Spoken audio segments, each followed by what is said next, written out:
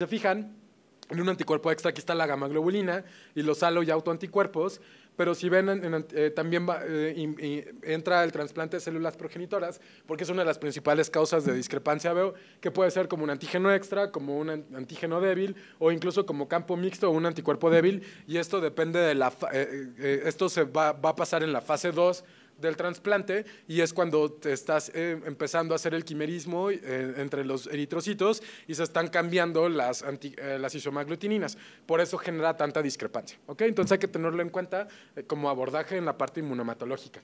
Y pues recuerden también que las isomaglutininas, en teoría naturales, no son naturales porque los recién nacidos no nacen con isomaglutininas. Las isomaglutininas se hacen o se empiezan a detectar a partir de los 4 o 6 meses, y esto es porque son como el A y el B son carbohidratos muy sencillos que comparten en algunas ocasiones como con algunos carbohidratos que se encuentran en la superficie de algunas bacterias. Entonces, después de la colonización bacteriana del intestino, hacemos como reacción cruzada y entonces empezamos a hacer anticuerpos en contra de lo que no tenemos, que sería las isomaglutininas. Por eso, la normatividad te dice que no hay que hacer grupo inverso en los primeros 6 meses del nacimiento. Por lo mismo, porque lo único que vas a detectar, si detectas algo, van a ser las IgG de la mamá que van a seguir estando en el grupo, en la sangre del paciente recién nacido, y lo único que te va a generar es una discrepancia y te va a complicar las cosas. ¿Okay? Entonces hay que tener esto en cuenta, y que pues bueno, los títulos de isomaglutininas se alcanzan al nivel o la titulación de un adulto que suele ser de entre 128 a 256 hasta los 5 años, y posteriormente también en la vejez, después de los 60 años, empieza a decaer la producción de anticuerpos y por lo mismo vuelven a bajar las titulaciones hasta 4. ¿Ok? Por eso, los extremos de la vida, tanto los recién nacidos como los viejitos, nos pueden generar discrepancias ABO por los títulos de isomaglutininas. Y bueno, ya para entrar a las pruebas de compatibilidad, pues como tal, la normatividad describe una prueba de compatibilidad como un estudio practicado in vitro, empleando muestras de sangre del donante y del receptor para comprobar afinidad inmunológica recíproca entre las células de uno y el suero del otro para efectos transfusionales. Y las técnicas, según la ABB, la técnica de pruebas de cruzadas tiene que ser suficiente para descartar solamente incompatibilidad ABO y anticuerpos clínicamente significativos contra antígenos de glóbulos rojos, e incluirá, escúchenlo bien, prueba de antiglobulina humana, que es la prueba de Coombs indirecto. ¿Ok? Entonces es importante tener esto en cuenta. Obviamente la normatividad te dice que pues en caso de una urgencia se pueden liberar, liberar productos en caso de una urgencia solamente en salina rápida, pero aclarando que salina rápida solamente te va a detectar la incompatibilidad ABO, nada más. No te va a detectar otros anticuerpos clínicamente significativos. Por eso es importante que cuando ustedes lo vayan a hacer, lo hagan en reserva y que sepan las consecuencias de lo que ustedes están firmando. ¿Ok? Como tal, que es una prueba de compatibilidad. Entonces, las pruebas de compatibilidad pueden ser mayores o menores, y siempre por normatividad también deben de incluir un autotestigo que va a servir como prueba de control de calidad para las pruebas. Entonces, la prueba mayor va a ser el suero del receptor contra los eritrocitos del donador. Es decir, si yo le voy a pasar un concentrado eritrocitario, básicamente estoy haciendo como un mimetismo in vitro de lo que va a suceder in vivo, porque yo le estoy pasando los glóbulos rojos del donador y van a actuar en contra de los anticuerpos del receptor. Entonces, si se fijan, estoy haciendo una prueba in vitro de lo que va a pasar in vivo. Entonces, esta es una prueba mayor. La prueba menor es lo contrario, el suero del donador con los eritrocitos del receptor. Entonces, esto para un concentrado eritrocitario no es tan necesario, pero sí para transfundir, por ejemplo, plasma, porque es lo que va a pasar in vivo también. Eso es lo importante que ustedes tengan en cuenta. Y el autotestigo, pues como ya vimos, es suero del receptor con eritrocitos del receptor, nada más para darle como reforzamiento como control de calidad. Y esta, pues bueno, la interpretación de la prueba puede ser en tubo o en columna de gel, pero si te sale hasta arriba en una columna de gel es que está positivo 4 cruces, y si está hasta abajo es que está negativo. Entonces hay que tener en cuenta cómo te va a dar la aglutinación. ¿Ok? Entonces, si una prueba de compatibilidad mayor te da 4 cruces, pero está incompatible, y eso es algo que no vas a transfundir, estamos conscientes. Entonces, si da aglutina, no es compatible. Esa es la interpretación.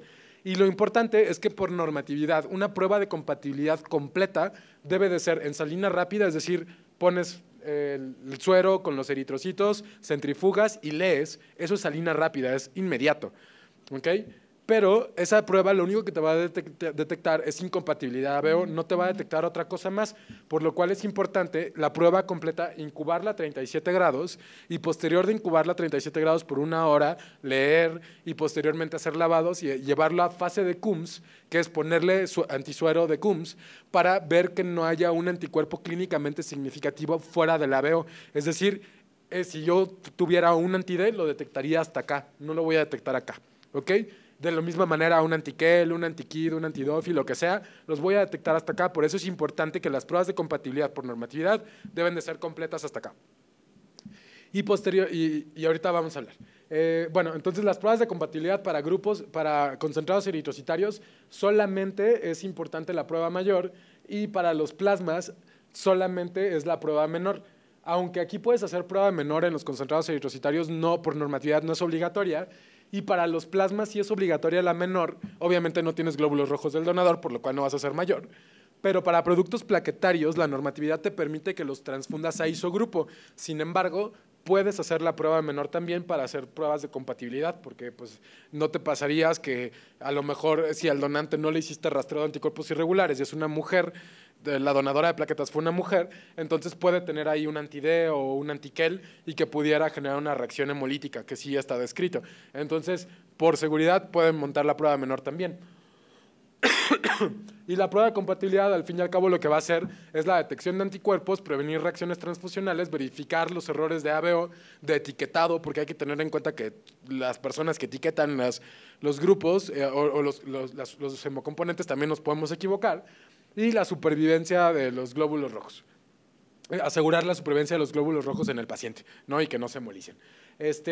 Y te dice que la prueba de compatibilidad se puede obviar que lo hagas a 37 grados y a fase de Coombs siempre y cuando tengas un escrutinio de anticuerpos irregulares negativo.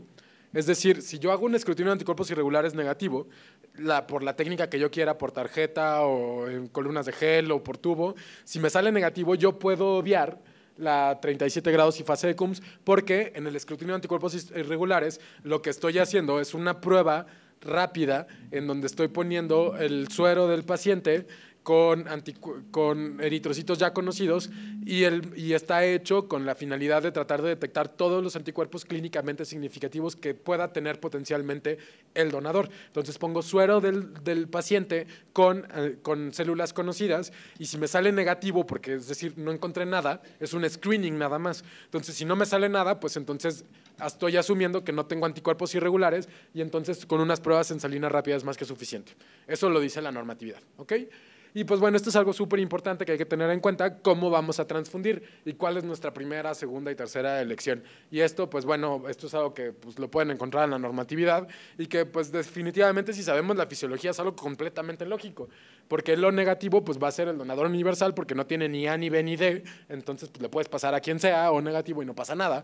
De hecho, si tú tienes una emergencia transfusional y no sabes el grupo del receptor, y el paciente el receptor no es politransfundido, tienes un 98% de probabilidad de que no le vaya a pasar nada si tú le pasas O negativo sin cruzar y se los liberas. Eso está descrito a nivel internacional. Y obviamente, pues el AB positivo, lo único que le puedes pasar es AB positivo. Entonces hay que tener en cuenta quién tiene el anticuerpo y qué antígenos tenemos para poder hacer las pruebas de compatibilidad y en tu mente, y pues al fin y al cabo eso es lo más seguro. Si no sabes, entonces el O negativo siempre es lo más seguro. ¿Ok? Pero también hay que tener en cuenta que las pruebas de compatibilidad se tienen que hacer en productos que tienen plasma. ¿Por qué? Porque el plasma va a tener isomaglutininas, tanto anti-A como anti-B, y lo mismo pasa con las plaquetas, porque las plaquetas, recuerden, que mientras no estén en una solución aditiva para plaquetas, se están nadando en plasma. Si son amarillas es porque tienen plasma, ¿ok? Y entonces, si tiene plasma, tiene anticuerpos, y entonces puede reaccionar en contra de algo que si los pasas a discrepancia. Está descrito, ustedes me imagino que les han pasado plaquetas o a pacientes A sin problemas y nunca les ha pasado nada, pero está descrito que hay 1 de cada 300 plaquetas transfundidas incompatibles puede generar una disminución de una hemólisis que no, a lo mejor no sea detectable, pero en el 2014 en la FDA reportó una mortalidad asociada a una transfusión de plaquetas incompatibles. Entonces hay que tenerlo en cuenta porque no siempre es totalmente seguro. Y obviamente para refractaria plaquetaria la premisa pues es que obviamente utilices plaquetas a isogrupo. ¿Okay? Entonces hay que tener en cuenta esto. Y obviamente entonces, ¿cuáles son las plaquetas universales? Las AB. ¿Por qué? Porque no tiene ni anti-A ni anti-B. Es lógico, siempre piensen quién tiene el anticuerpo y quién tiene el antígeno, ¿vale? Entonces, la otra que tienen que entender, los crioprecipitados, como no, las inmunoglobulinas no se crioprecipitan. Entonces, por más que sean del paciente A, B, O lo que sea, como las inmunoglobulinas no se crioprecipitan, entonces no van a estar presentes. Entonces, solamente estás transfundiendo lo que tiene un crioprecipitado. Por favor, apréndanselo. Factor 13, factor de von Willebrand, factor octavo, no tiene factor noveno, no sirve para hemofilia B, ¿ok? Fibrinógeno y fibronectina y nada más, solamente tiene 5 componentes. No es como si tuviera un complejo protrombínico todo junto, ¿ok? Solamente tiene 5 componentes y las indicaciones de transfusión son muy específicas. ¿Okay? Y pues bueno, para finalizar la parte de inmunomato, que es la prueba de Coombs, el suero de Coombs o el reactivo de Coombs es un reactivo de antiglobulina humana empleado para la detección de inmunoglobulinas humanas adheridas a los eritrocitos y o complemento humano. Entonces, ¿qué es lo que hace?